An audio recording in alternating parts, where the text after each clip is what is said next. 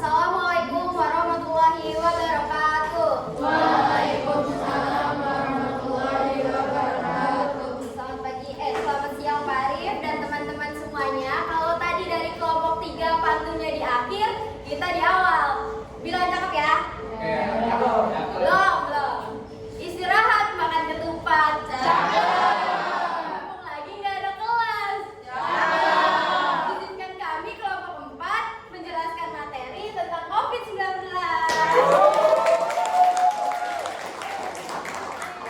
Nah, sebelum kita masuk ke materinya, izinkan kami untuk memperkenalkan diri kami dulu. Perkenalkan, nama saya Dea Fiana Zara dengan NIM 1724044. Perkenalkan, nama saya Bima Tommy Putra dengan NIM 1723041. Perkenalkan, nama saya Muhammad Nuriksa dengan NIM 1724032. Perkenalkan, nama saya Alif Desi Gozaliani dengan NIM 1724058. Perkenalkan, nama saya Alif Purnomo dengan NIM 1720442. Perkenalkan, nama saya Nela Romatika dengan NIM 1724005.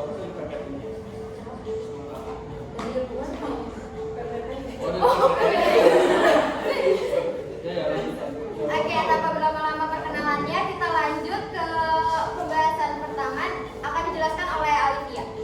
Baik, terima kasih Dea. Di sini ada peran komunikasi dalam penanganan krisis kesehatan. Jadi komunikasi publik yang efektif itu sangatlah penting dalam penanganan krisis kesehatan seperti pandemi COVID-19 yang akan kita bahas dan jadi kasus kita yang akan menjadi presentasi kali ini.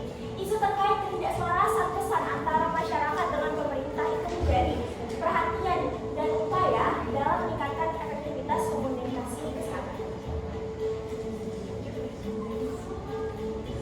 Di sini ada identifikasi masalah atau kasus. Di sini tuh pemerintah mengimbau bahwa masyarakat Indonesia harus melakukan vaksin karena maraknya pandemi COVID-19. Lalu masyarakat Indonesia itu memiliki keraguan terhadap penyakit ini. Seperti yang tertera pada kalimat pertama, 40,9% masyarakat Indonesia tidak percaya terhadap keberadaan dan bahaya COVID-19. Maka masyarakat Indonesia menolak adanya vaksinasi. Selanjutnya akan dijelaskan oleh Terima kasih Alifia atas kesempatannya. Di sini saya akan menjelaskan mengenai stakeholder. Jadi stakeholder dalam isu ini tuh ada 2 teman-teman. Yang pertama adalah pemerintah itu sebagai sender atau pengirim, dan yang kedua adalah masyarakat sebagai receiver atau penerima. Ready, next. Nah, ini merupakan proses komunikasi berdasarkan Walter 2000. Yang pertama ini ada sender atau pengirim, yaitu orang yang mengirimkan pesan kepada receiver atau penerima. Lalu yang kedua ada message atau pesan, yaitu sesuatu yang dikirimkan oleh sender kepada receiver. Next, lagi boleh. Nah, ini merupakan sender dan message dari isu yang akan kami bahas, teman-teman. Nah, untuk sendernya atau pengirimnya itu adalah pemerintah. Lebih spesifik lagi itu adalah pemerintah Indonesia ya, teman-teman. Lalu yang kedua adalah message atau pesan yang disampaikan oleh pemerintah kepada masyarakat Indonesia, yaitu pemerintah menghimbau kepada masyarakat Indonesia untuk segera melakukan program vaksinasi agar kasus COVID-19 di Indonesia itu bisa berkurang. Selanjutnya akan dijelaskan kepada Bima. Kembali dipersilakan. Di sini ada receiver atau penerima. Receiver itu orang yang menerima pesan dari sender. Terus di sini ada pesannya itu disampaikan melalui media massa.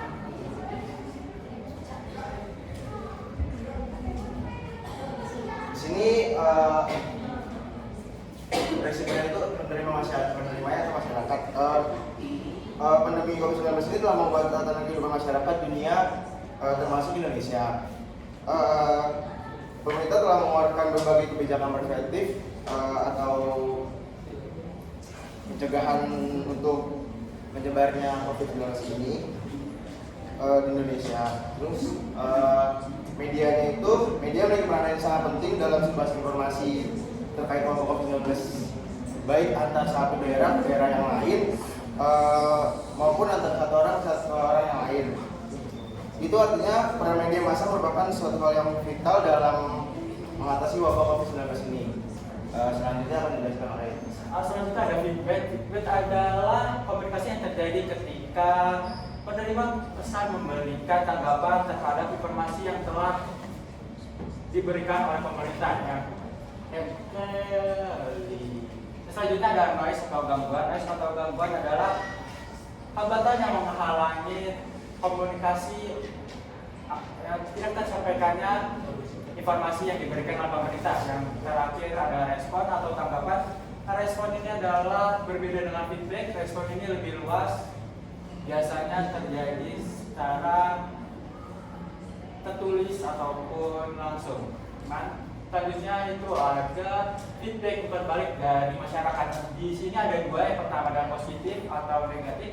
Yang pertama adalah menolak, karena masyarakat menolak karena tidak percaya atas vaksinasi dan tidak percaya atas apa yang ada di dalam vaksinasinya, seperti terdapat microchip.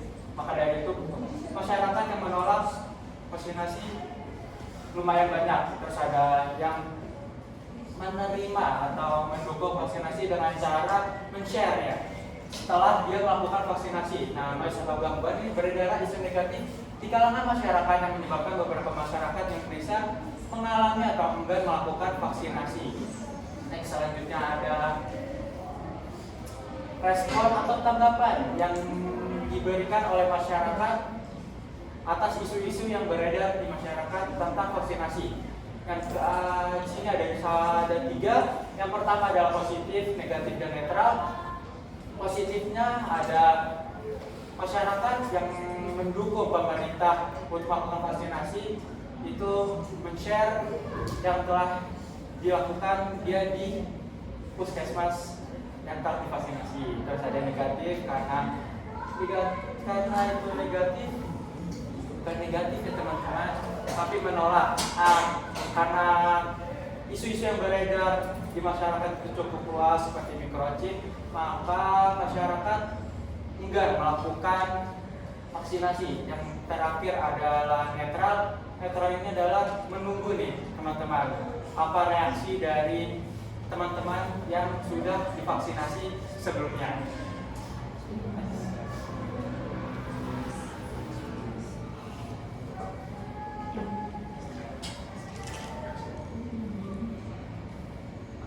Oke, baik, selanjutnya akan saya jelaskan mengenai identifikasi proses komunikasi. Jadi menurut kami proses komunikasi ini belum memenuhi ciri-ciri komunikasi yang baik karena adanya penyebaran hoaks mengenai vaksin COVID-19. Ini artinya adanya informasi yang kurang akurat, berarti itu tidak menunjukkan adanya ciri-ciri komunikasi yang baik. Karena ciri-ciri komunikasi yang baik itu salah satunya adalah faktual atau terbukti benar adanya kebenaran. Di sini ada ciri-ciri komunikasi bisnis yang baik. Yang pertama ada kejelasan. Kejelasan merupakan salah satu faktor penting untuk menjadikan informasi yang disampaikan itu baik dan benar. Karena dengan adanya kejelasan berarti pesan yang disampaikan kepada audiens atau para penerima sudah cukup jelas. Lalu ada beberapa cara agar komunikasi bisnis ini bisa dengan baik melalui kejelasan. Yang pertama, gunakan kata-kata yang sederhana dan cukup jelas sehingga kita dan para pembaca dapat memahami dengan santai. Lalu yang kedua adalah perhatikan struktur kalimat. Jangan jadikan struktur kalimat tersebut berantakan atau berlibat-libat sehingga para pembaca cukup susah untuk memahami isi kalimat dari informasi yang disampaikan. Lalu yang kedua ada konsistensi. Konsistensi ini juga sangat penting dalam kita untuk menyampaikan komunikasi kepada para pembaca atau audiens, karena dengan komunikasi yang konsistensi ini tidak dapat kita jadikan kayak misalkan ada kesalahpahaman atau jadi kebingungan. Lalu ada caranya menyampaikan dengan konsistensi adalah gunakan bahasa yang sederhana. Lalu pastikan bahwa kalimat yang disampaikan itu sama, karena konsistensi dari setiap berita-berita yang disampaikan dari berita lain dan berita lainnya itu harus konsisten. Lalu yang ketiga ada relevan. Ini relevan di sini berarti tidak semua informasi yang kita sampaikan itu perlu perusahaan itu perlu disampaikan kepada pembaca. Karena dari saling menyaring informasi ini dapat dipastikan bahwa komunikasi dengan para pembaca ini bisa memahami dengan baik juga. Lalu yang keempat ada responsivitas. Responsivitas di sini berarti kemampuan pemerintah untuk menanggapi aspirasi dari masyarakat. Dengan adanya kemampuan ini, berarti komunikasi bisnis ini bukan hanya memberikan pesan, tapi membuat kita juga menerima atau menjawab pertanyaan dari para audiens atau para penerima bacaan tersebut. Dengan cara seperti kita bisa menanggapi dengan cepat dari keluhan-keluhan masyarakat sehingga tidak menimbulkan hoax-hoax tentang COVID atau vaksin COVID-19 ini. Terima kasih. Selanjutnya akan dijelaskan oleh. Nah, kalau tadi Naya menjelaskan tentang ciri-ciri adanya komunikasi yang baik, di sini ada penyimpangan yang terjadi di kasus COVID-19 ini. Yang pertama itu pemerintah tidak konsisten atau tidak tegas dalam menetapkan sebuah kebijakan. Dari awal adanya COVID-19 ini, pemerintah itu tidak konsisten untuk menetapkan kebijakannya.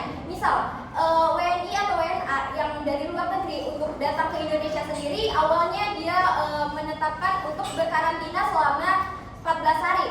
Terus pemerintah ini mengganti ketetapan itu menjadi 10 hari dan berubah lagi menjadi 5 hari. Jadi ketidakkonsistenan pemerintah ini membuat masyarakat itu tidak percaya dengan adanya COVID-19, apalagi akan melakukan vaksinasi. Terus yang selanjutnya, masyarakat kurang literasi dalam memiliki kebiasaan untuk melakukan cek and recheck terhadap suatu informasi.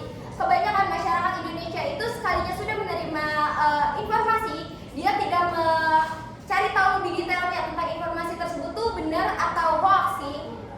Terus tingkat pendidikannya di Indonesia itu rendah, sudah terbukti sebesar 89,88% di Indonesia itu lulusan sekolah dasar, yang berarti tingkat pendidikan di Indonesia itu sangat rendah yang menyebabkan masyarakat itu kurang adanya literasi terhadap masalah atau isu yang terjadi di Indonesia sendiri ini. Di sini ada saran proses komunikasi. Yang pertama, konsisten dan kejelasan kebijakan.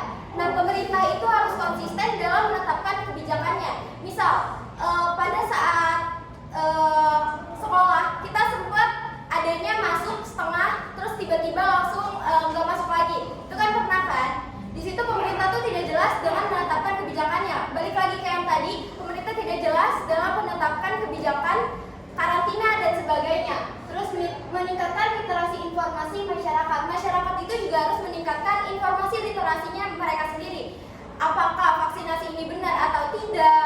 Terus adanya chip ini tuh benar atau tidak? Masyarakat harus lebih aware gitu tentang informasi-informasi yang ada. Ini tuh beritanya benar atau tidak dan sebagainya. Terus yang terakhir itu menyesuaikan komunikasi dengan tingkat pendidikan. Karena tingkat pendidikan di Indonesia itu cenderung rendah, jadi dari masyarakat atau media yang menyalurkan informasi ini juga harus menyesuaikan dengan komunikasi yang ada. Kayak misalnya adanya timpal balik dengan masyarakat dan pemerintah. Jadi misalnya masyarakat ada pertanyaan yang akan mereka tanyakan, itu bukan cuma mereka cari tahu terus mereka dapat berita yang salah. Mereka bisa juga dengan cara pemerintah itu berkolaborasi dengan, kan banyak influencer di Indonesia itu kan banyak ya. Jadi bisa dengan itu, dengan menyebarkan informasi-informasi yang benar atau aktual. Oke, terima kasih. Apa ada pertanyaan? Oke, pertanyaan satu, dua, belum nanya ya. Satu lagi ada yang mau nanya? Kalau nggak ada ya yang udah nanya mau nanya lagi boleh, karena kesempatannya sekian ya. Ada lagi? Ya itu sampingnya ya. Udah nanya belum? Oh ya. Ya, silakan.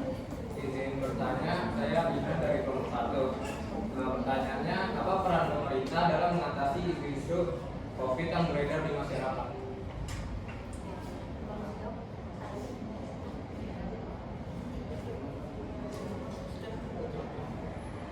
Ya ditampung dulu aja. Next ya, dicatat. Nama dulu, nama dulu. Nama saya Fida. Afida. Ini berapa sih? 17. Oh, tidak ya. Oke. Terus Tadi kan dia bilang apa namanya kalau pemerintah itu kayak kurang meningkatkan kayak kurang komunikasi gitu ya. Nah itu tuh strategi komunikasi yang dapat diterapkan pemerintah untuk meningkatkan kepercayaan masyarakat gimana sih? Apa terhadap vaksinasi?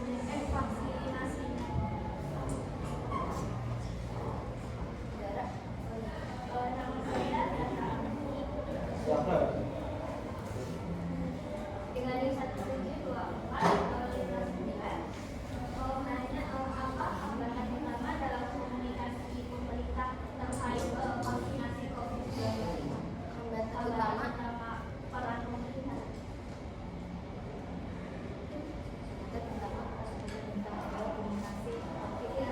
Oke. Jadi hambatan pemerintah dalam mengkomunikasikan terkait COVID ini.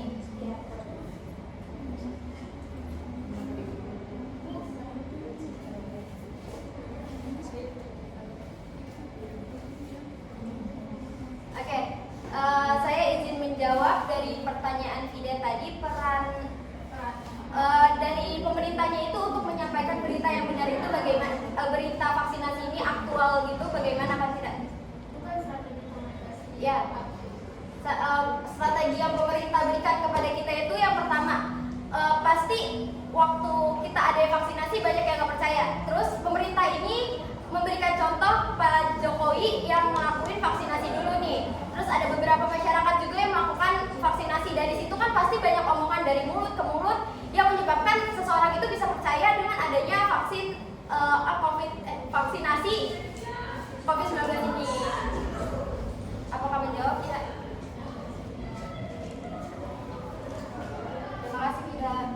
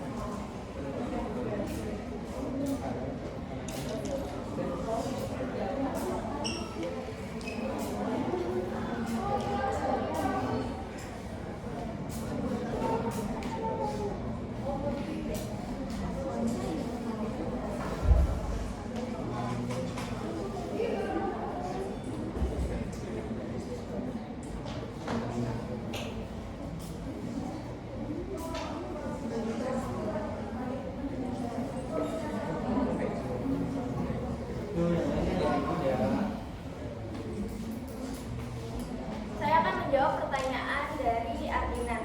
Peran pemerintah dalam menangani isu COVID-19. Yang pertama itu adalah menetapkan ketetapan atau aturan yang jelas dan menjelaskan informasi secara tidak bertele-tele.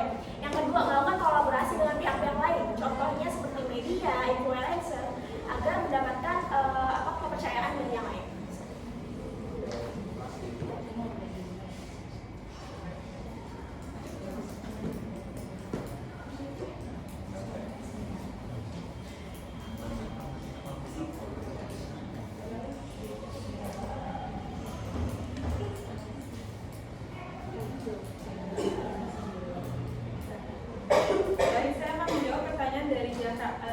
hambatan pemerintah dalam menanggapi penyebaran hoax COVID-19.